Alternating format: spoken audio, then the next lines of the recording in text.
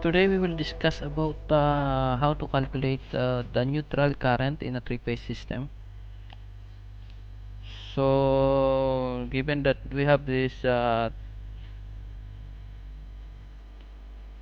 three-phase system supply having RYV line and one neutral.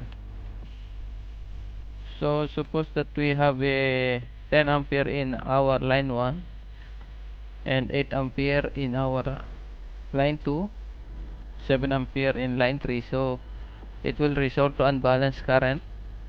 That unbalanced current will go where? In the neutral conductor, no? So if your three-phase line is not balanced, so we are expecting that our neutral will carry the current, that unbalanced current. In an ideal system, in a three-phase system, is having balanced current. Say in line 1 is 10 ampere, line 2 is 10 ampere, and line 3 is 10 ampere also. So the neutral current that we expected as 0 ampere.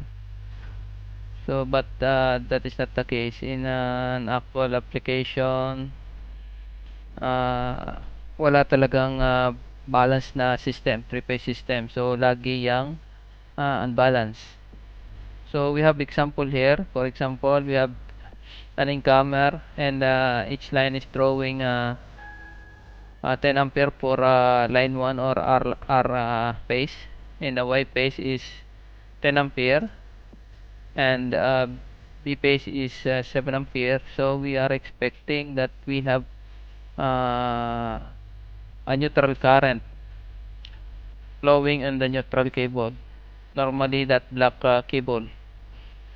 So ano ba yung formula na ginagamit natin para ma-determine yung ating neutral current here?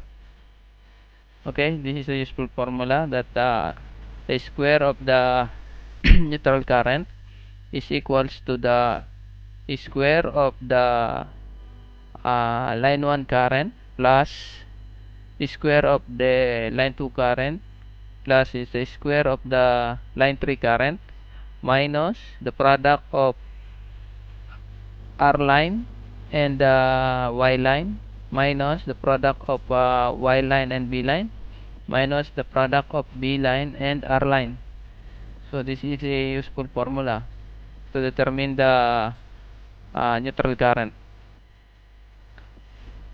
So sample calculation with the given data.